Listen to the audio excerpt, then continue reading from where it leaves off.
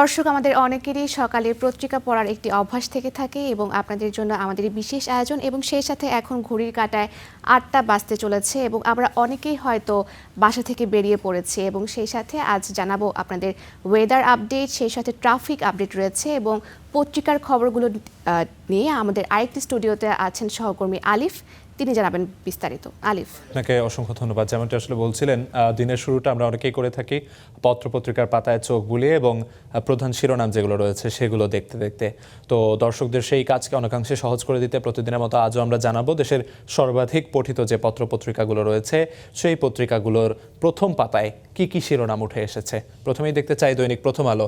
দৈনিক প্রথম আলোর প্রথম পাতায় যদি আমরা খেয়াল করি, সেখানে প্রধান যে শিরোনাম বা প্রথম যে প্রতিবেদনটি রয়েছে তার শিরোনাম স্বাভাবিকভাবে আজ এইচএসসি পরীক্ষা শুরু হতে যাচ্ছে, যেমনটি আমরা বলছিলাম। তো সেই এইচএসসি পরীক্ষা নিয়ে এখানে একটি প্রতিবেদন করা হয়েছে যার শিরোনাম হলো 36% শিক্ষার্থী পরীক্ষা দিচ্ছেন না, যেটা একটি ভয়াবহ রকমের তথ্য কিন্তু।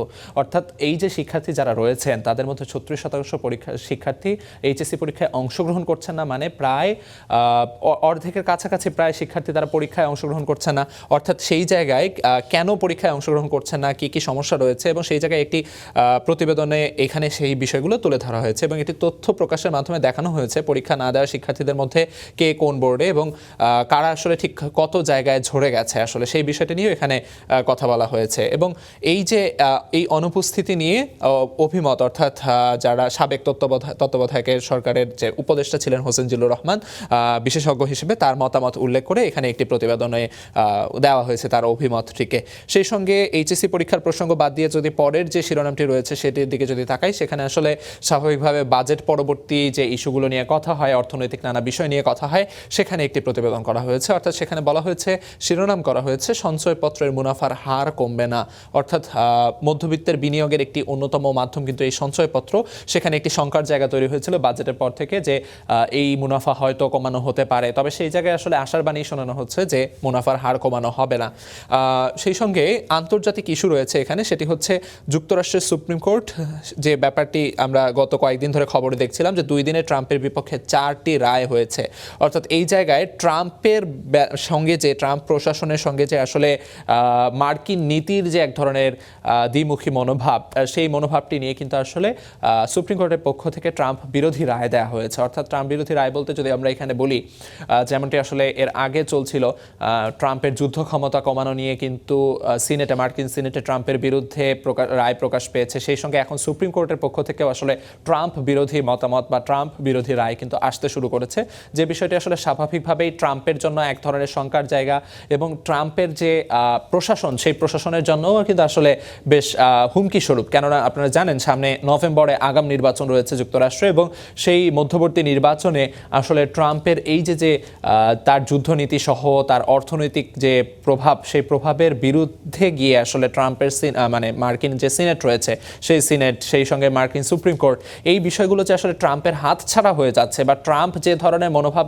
করছেন সেই ব্যাপারে যে আসলে তাদের রায় একমত হচ্ছে না, সেই বিষয়গুলো কিন্তু আসলে মার্কিন যে জনগণ রয়েছেন সেই জনগণ যে আসলে ক্ষুব্ধ কিংবা ট্রাম্পের এই নীতির ওপর যে তারা আস্থা রাখতে পারছে না, তারই কিন্তু একটি ফলপ্রকাশ কিংবা তারই একটি প্রকাশ হিসেবে এটি উঠে আসছে এবং সেটি আসলে ট্রাম্পের যে মধ্যবর্তী নির্বাচন, সেই নির্বাচনে যে প্রভাব রাখবে সেটি কিন্তু আসলে এই প্রতিবেদনে করা হচ্ছে, বলা হচ্ছে। তো সেই সঙ্গে যদি আমরা দেখি, এখানে স্বাভাবিকভাবেই ফুটবল বিশ্বকাপ চলছে, সেখানে ফুটবল বিশ্বকাপের খবরাখবর উঠে এসেছে।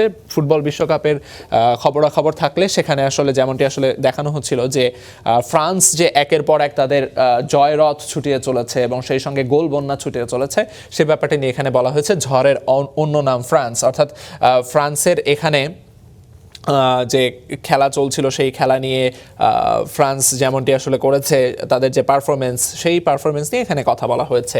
সেই সঙ্গে বিশ্বকাপের আরেকটি ম্যাচ রয়েছে আগামী দিন, সেটি হচ্ছে পর্তুগাল বনাম ক্রোয়েশিয়া। তো পর্তুগাল বনাম ক্রোয়েশিয়া ম্যাচে আসলে কি হতে যাচ্ছে সেই ম্যাচ প্রিভিউ নিয়ে এখানে একটি প্রতিবেদন করা হয়েছে। যেমনটি বলা হয়েছে, দুটোই আসলে ইউরোপের দেশ। যেমন দেখা যাচ্ছে এবছর কিন্তু আসলে ইউরোপের দেশের যে একচ্ছত্র আধিপত্য গত বিশ্বকাপগুলোতে দেখা গেছে, সেই জায়গায় 2-1টি দেশ ছাড়া ব্যতিক্রম কিন্তু আমরা দেখতে পাচ্ছি। অর্থাৎ অর্থাৎ যেমনটি আপনারা জানেন এরই মধ্যে ইউরোপের জায়ান্ট অর্থাৎ জার্মানির বিদায় হয়েছে। সেই সঙ্গে গতদিন যে ম্যাচগুলো গেল ইংল্যান্ডের ম্যাচ, সেখানেও ইংল্যান্ডের বেশ কষ্টার্জিত জয় বলতে হয়। সেই সঙ্গে বেলজিয়ামের ম্যাচে বেশ নাটকীয়তার পরে জয় এসেছে।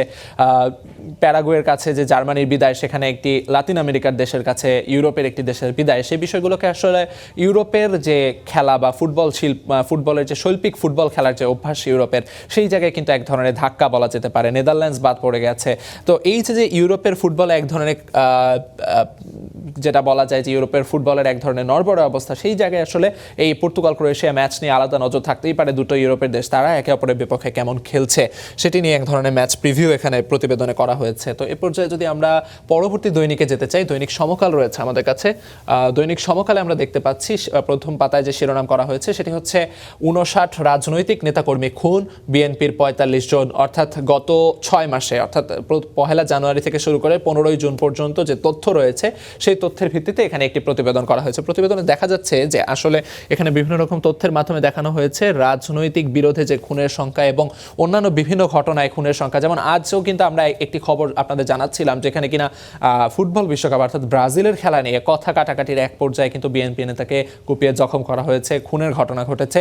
তো এই বিষয়গুলো নিয়ে এখানে প্রতিবেদন করা হয়েছে। অর্থাৎ সর্বোপরি আইন শৃঙ্খলা পরিস্থিতি নিয়ে এখানে যে এক ধরনের অস্থিরতা বা অস্থিতিশীলতা, সেটি কিন্তু এই প্রতিবেদনে উঠে এসেছে। সেই সঙ্গে বিভাগ ভিত্তিক তথ্য এখানে দেওয়া হয়েছে, যেমনটি দেখানো হচ্ছে চট্টগ্রামে 23 মাসে 136 খুন, সেখানে 55 জন বিএনপির। সেই সঙ্গে খুলনায় 2 বছরে বিএনপির 8 নেতাকর্মী খুন হয়েছে শিরোনামে খুলনার প্রতিবেদন, অর্থাৎ খুলনার তথ্য তুলে ধরা হয়েছে। কক্সবাজারের তথ্য তুলে ধরা হয়েছে, 5 মাসে 53 হত্যা, 7 ডাকাতি, 14 ছিনতাই। অর্থাৎ সর্বোপরি অর্থনীতির পাশাপাশি যে আসলে এই রাজনৈতিক বিরোধের জের ধরে আইন শৃঙ্খলা পরিস্থিতির যে অবনতি, সেই অবনতি নিয়ে এখানে কিন্তু প্রতিবেদন করা হয়েছে।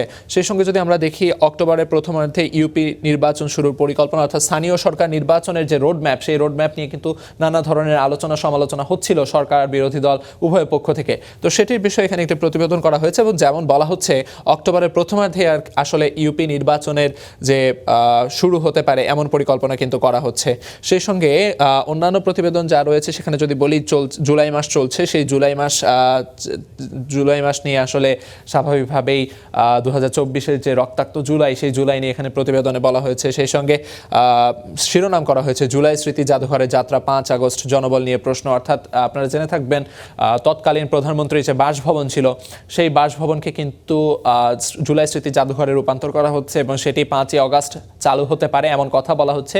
তবে সেই জায়গায় জনবল নিয়ে শঙ্কা রয়েছে বা জনবল নিয়ে প্রশ্ন রয়েছে, সেটিও এখানে বলা হয়েছে। অর্থাৎ এই যে জুলাই স্মৃতি জাদুঘরটি হবে, সেই জাদুঘরের রক্ষণাবেক্ষণ কিংবা জাদুঘর পরিচালনার জন্য যে দক্ষ জনবলের প্রয়োজন, সেই জনবল নিয়ে কিছুটা ঘাটতি রয়েছে, এমনটি আসলে প্রতিবেদনে বলা হচ্ছে। সেই সঙ্গে পাশের যে প্রতিবেদনটি রয়েছে সেটি হচ্ছে সাদা পতাকা বিতর্ক, অর্থাৎ কাউন্সিলিংয়ে সমাধান খুঁজছে পুলিশ। অর্থাৎ ফেসবুকে প্রচারের ভিন্ন উদ্দেশ্য রয়েছে, এ নিয়ে নানা তদন্ত এবং সেটি নিয়ে আসলে এখানে একটি প্রতিবেদন করা হয়েছে।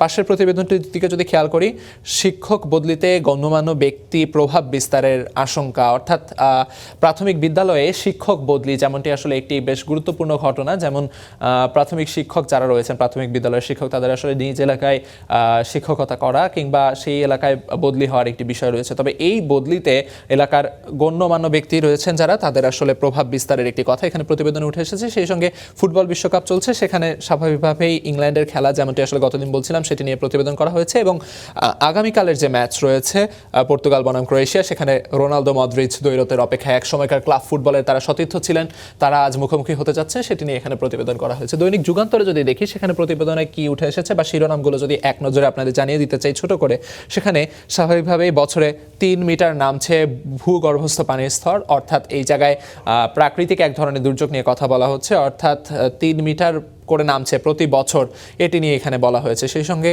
সব বিশ্ববিদ্যালয়ে অবস্থান কর্মসূচি ঘোষণার শিরোনামে গত জুলাই বিপ্লবের, অর্থাৎ 2024-এর যে জুলাই, সেই জুলাইয়ের যে ঘটনা, সেটি আসলে এখানে প্রতিবেদন করা হয়েছে। সেই সঙ্গে এখানে যেমনটি দেখতে পাচ্ছি, নতুন অর্থ বছরের যে বাজেট হয়েছে, সেই বাজেট নিয়ে যে প্রত্যাশা এবং চ্যালেঞ্জ, সেটি শিরোনামে এখানে একটি প্রতিবেদন করা হয়েছে। 5ই আগস্টের মধ্যে জুলাই স্মৃতি জাদুঘর খুলে দিতে হতে পারে এমন কথা বলে কিন্তু এখানে প্রতিবেদন করা হয়েছে। সেই সঙ্গে সংসদ সংসদীয় রাজনীতির ইতিবাচক বার্তা। এই বছরে যে বাজেট অধিবেশন গেছে সেই বাজেট অধিবেশনে আসলে সরকার বিরোধী দলের মধ্যে যে ধরনের আলোচনা সমালোচনা হয়েছে সেগুলো নিয়ে যে আসলে সংসদীয় রাজনীতির এক ধরনের ইতিবাচক বার্তা হিসেবে দেখা হচ্ছে সেটি আসলে এই প্রতিবেদনে তুলে ধরা হয়েছে। সেই সঙ্গে তিস্তার উন্নয়নমূলক কাজ সার্বভৌম অধিকার অর্থাৎ পানি সম্পদ মন্ত্রী যিনি রয়েছেন তার একটি সাক্ষাৎকার এখানে প্রতিবেদন হিসেবে উঠে এসেছে। ফুটবল বিশ্বকাপ চলছে, সেই ফুটবল বিশ্বকাপের খবর রয়েছে ফরাসি সৌরভের মৌতাদ ভয়ঙ্কর সুন্দর ফুটবলে, অর্থাৎ যেমন আসলে ফ্রান্সের ফুটবল নিয়ে কথা হচ্ছিল অন্যান্য পত্রিকায় দেখছিলাম সেটি আসলে এখানে প্রতিবেদনে উঠে এসেছে। এই পর্যায়ে যদি দৈনিক আমার দেশের দিকে তাকাই সেখানে প্রথম পাতায় যে বিষয়টি উঠে এসেছে সেটি হচ্ছে সাবেক পুলিশ প্রধান বেনজির, তাকে ফেরানো নিয়ে যে অনিশ্চয়তা অর্থাৎ কী প্রক্রিয়ার মধ্যে তাকে দেশে ফিরিয়ে আনা হবে এবং তার শাস্তি বিধান করা হবে সেটি নিয়ে এখানে প্রতিবেদন করা হয়েছে। সেই সঙ্গে জুলাই বিপ্লবের যে ঘটনা সেটি নিয়ে এখানে প্রতিবেদন রয়েছে। কোটা বাতিলের দাবিতে সারা দেশে অবরোধ, কাজ শুরু করেছে জামায়াতের ছায়া মন্ত্রিসভা অর্থাৎ মত বিনিময় সভায় বিরোধী দলীয় নেতারা যেমনটি জানিয়েছেন সেটি নিয়ে এখানে প্রতিবেদনে উঠে এসেছে।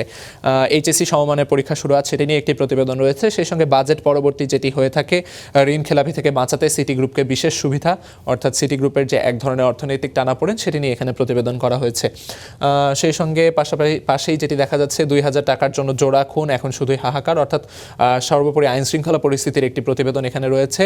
ফুটবল বিশ্বকাপের খবর রয়েছে। এ পর্যায়ে যদি আমরা দ্য নিউ এজ দেখতে চাই, দ্য নিউ এজের প্রথম পাতায় যে শিরোনামগুলো রয়েছে সেখানে হচ্ছে প্রথম শিরোনামটি দেখা যাচ্ছে deadly dengue strain fans high fatality fear, অর্থাৎ এখানে যেমনটি দেখানো হচ্ছে যে ডেঙ্গু যে বিষয়টি যেটি নিয়ে আমরা কয়েকদিন ধরে প্রতিবেদনে দেখাচ্ছিলাম বা খবরে বলার চেষ্টা করছিলাম যে শহরাঞ্চলের বাইরে গ্রামাঞ্চলেও এখন ডেঙ্গুর প্রভাব বাড়তে শুরু করেছে সেটি এখানে প্রতিবেদনে রয়েছে। সেই সঙ্গে অন্য যে শিরোনাম রয়েছে সেগুলো যদি তাকাই ensure justice for July massacre NCP two government অর্থাৎ এনসিপির পক্ষ থেকে যেমনটি আসলে দেখানো হয়েছে সেই বিষয়গুলো নিয়ে এখানে প্রতিবেদন করা হয়েছে। Jamaat slams government for not taking July programmes অর্থাৎ সর্বোপরি জুলাইয়ের ব্যাপারগুলো নিয়ে এখানে বেশ কিছু প্রতিবেদন রয়েছে। JC vows to uphold July spirit. সেই সঙ্গে 13 পেজ প্রাইমারি স্কুল টিচার আসলে vacancies hit CHT Eden Hard primary শিক্ষক নিয়ে এখানে কথা রয়েছে। ঢাকা এক্সপ্যান্ডস ইনটু পূর্বাচল অর্থাৎ ঢাকা ডিএমপির পক্ষ থেকে পূর্বাচলে police station police training station এই ব্যাপারগুলো নিয়ে এখানে প্রতিবেদনে বলা হয়েছে। এই পর্যায়ে যদি দর্শক আমরা শুরুতে যেমন ফারিয়া বলছিলেন যে আমরা এই পর্যায়ে আপনাদের আবহাওয়ার খবর জানিয়ে দিতে চাই, তো সেই আবহাওয়ার খবরে আমরা প্রথম যেভাবে শুরু করি আমরা আসলে বিশ্বের নানা দেশে যে দেশগুলোতে যে বায়ুমান কেমন রয়েছে সেগুলো নিয়ে কথা বলি আমরা শুরুতে আপনাদের সঙ্গে, তো সেটিও আসলে জানিয়ে দিতে চাই। যেমনটি আসলে গতদিন আমরা দেখছিলাম মেলবোর্ন, ক্যানবেরা, সিডনি তিনটি দেশ ছিল পরপর তিনটি শীর্ষস্থানে, সে জায়গায় ক্যানবেরার কিছুটা অধপতন হয়েছে বায়ুমানের দিক থেকে, তবে মেলবোর্ন আর সিডনি কিন্তু ঠিকই তাদের শীর্ষস্থান ধরে রেখেছে। ক্যানবেরা প্রথম 3 মধ্যে ছিল গতদিন, সেটি আজ 5 নেমে গেছে। সেই জায়গায় ডাবলিন এবং ব্রাসেলসকে উঠে আসতে দেখা যাচ্ছে। বার্মিংহাম স্বাভাবিকভাবেই গতদিন যেখানে ছিল সেখানেই রয়েছে, 6 নম্বর স্থানে রয়েছে এবং প্রত্যেকটির বায়ুমান সূচক কিন্তু আসলে খুবই ভালো, অর্থাৎ 50-এর নিচে থাকলে আমরা যেমন বলে থাকি স্বাস্থ্যকর বায়ু, সেরকম স্বাস্থ্যকর বায়ু এখানে দেখা যাচ্ছে। জাপানের কোব রয়েছে, সেই সঙ্গে স্লোভাকিয়া শহর দেখা যাচ্ছে, লন্ডন রয়েছে। এ পর্যায়ে যদি আমরা ঢাকার অবস্থান খুঁজে দেখতে চাই, ঢাকার অবস্থানটি ঠিক কোথায় সেটি দেখতে গেলে যেমনটি আসলে দেখা যাচ্ছে এই মুহূর্তে ঢাকার অবস্থান কিন্তু 4-এ উঠে এসেছে এবং বায়ুমান সূচক 134 অর্থাৎ 100 ছাড়িয়ে গেছে। যেমনটি বলা হয় 100 ছাড়িয়ে গেলে সেখানে ঢাকার বায়ুমানকে স্বাভাবিকভাবে অস্বাস্থ্যকর বলা হয়, অর্থাৎ ঢাকার বায়ুমান যে আজ খুব একটা সুবিধাজনক স্থানে নেই সেটি কিন্তু আসলে দেখা যাচ্ছে। এ পর্যায়ে যদি আমরা ঢাকার আবহাওয়া নিয়ে কথা বলতে চাই, ঢাকার আবহাওয়ার পূর্বাভাস নিয়ে যদি বলতে হয়, যেমনটি আসলে আমরা করে থাকি অ্যাকুওয়েদারের আবহাওয়া বিশ্লেষণ করে থাকি আমরা, সেখানে যেমনটি দেখা যাচ্ছে এই ওয়েবসাইটে এখন এই মুহূর্তে তাপমাত্রা দেখানো হচ্ছে 27 ডিগ্রি সেলসিয়াস, যেটি কিনা অনুভূত হচ্ছে প্রায় 34 ডিগ্রি সেলসিয়াসের কাছাকাছি। এর অন্যতম প্রধান কারণ আসলে বায়ুর আর্দ্রতা। এবং এ পর্যায়ে যদি আমরা প্রতি ঘন্টার যে আবহাওয়ার পূর্বাভাস সেটি নিয়ে যদি কথা বলতে হয়, দর্শক যেমনটি জেনে থাকবেন আজ সকালে কিছুটা আকাশ মেঘলা থাকবে বলা হচ্ছে এবং কিছুটা বৃষ্টির সম্ভাবনার কথা বলা হচ্ছে। সেই সঙ্গে 10টার পর থেকে অর্থাৎ 11টার পর থেকে যেমনটি আসলে কিছুটা রোদের দেখা মিলবে, তবে সেই সঙ্গে ঠিক দুপুরের পর থেকে অর্থাৎ 2টা 3টা অর্থাৎ দুপুর গড়িয়ে যখন বেলা গড়িয়ে যখন দুপুর হবে তখন কিন্তু আবার বৃষ্টির সম্ভাবনা রয়েছে। অর্থাৎ এই সময়টিতে যারা বাইরে বের হওয়ার পরিকল্পনা করছেন তাদের কিন্তু আসলে কিছুটা বৃষ্টির প্রস্তুতি নিয়ে বের হলে তারা সুবিধা করতে পারবেন। এ পর্যায়ে যেহেতু আপনাদের দৈনিক পরিকল্পনার কথা আমরা বলে থাকি, সেখানে কিছুটা যদি আপনারা যানবাহনের খবরাখবর নিয়ে দিনের পরিকল্পনা সাজাতে পারেন সেই ক্ষেত্রে আপনাদের কিছুটা সুবিধা হবে, অর্থাৎ ঠিক কোথায় যানজট রয়েছে এই ব্যাপারগুলো আমরা প্রতিদিনের মতো আজও আপনাদের জানিয়ে দিব। দর্শক যেমনটি দেখা যাচ্ছে এরই মধ্যে কিন্তু তেজগাঁ সহ যে প্রধান যে এই সড়কটি অর্থাৎ তেজগাঁ ফার্মগেট এই পাশটাতে যেমনটি দেখা যায় এখানে কিন্তু এরই মধ্যে বেশ যানবাহনের চাপ বেড়ে গেছে, অর্থাৎ যানজট দেখা যাচ্ছে। এই জায়গাটিতে আসলে যানজট খুব বেশি দেখা যাচ্ছে। এছাড়া শহরের অন্যান্য পাশে কিন্তু তেমন যানজট দেখা যাচ্ছে না, যেমন অন্যান্য দিন যেমন হয়ে থাকে হাতিরঝিল হয়ে রামপুরা বাড্ডা ইউলুপ ঘুরে যারা চলাচল করেন তাদের যানজট পোহাতে হয়, এখানে যানবাহনের চাপ বেশি থাকে। তবে আজ কিন্তু তার ব্যতিক্রম, এখানে দেখা যাচ্ছে হাতিরঝিল ইউলুপ হয়ে যারা চলাচল করবেন তাদের আসলে তেমন যানবাহনের চাপ আপাতত পোহাতে হবে না, তবে বেলা বাড়ার সঙ্গে সঙ্গে সেখানে যানজটের সংখ্যা কিন্তু থেকেই যায়। সেই সঙ্গে যেমনটি বলছিলাম, তেজগাঁ মহাখালী বাস টার্মিনাল এই পাশগুলোতে কিন্তু এখনও যানবাহনের চাপ তেমন দেখা যাচ্ছে না। এ পর্যায়ে গাবতলী ঢাকার আরেকটি প্রবেশদ্বার, সেখানে গাবতলী আমিনবাজার এই পাশটাতেও যানবাহনের চাপ তেমন দেখা যাচ্ছে না। তবে মিরপুর রোডে কিছুটা যানবাহনের চাপ রয়েছে। এ পর্যায়ে শেওড়াপাড়া কাজীপাড়া অর্থাৎ মিরপুর 10 থেকে যারা বিজয় সরণির দিকে যাতায়াত করবেন, শেওড়াপাড়া কাজীপাড়ায় কিছুটা যানবাহনের চাপ তাদের পোহাতে হবে। মিরপুর 11-এর এ পাশে যারা উত্তরার দিকে যাতায়াত করবেন তাদেরও কিন্তু যানবাহনের চাপ পোহাতে হবে। তো এই খবরাখবরগুলো থেকে আপনাদের জানানোর চেষ্টা করছিলাম আসলে দিনের পরিকল্পনা যেভাবে সাজালে আপনাদের জন্য সুবিধা হবে, তবে সেই জায়গায় স্বাভাবিকভাবেই আপনারা ট্রাফিক আইন মেনে চলবেন এমনটাই প্রত্যাশা আপনাদের কাছে থাকবে।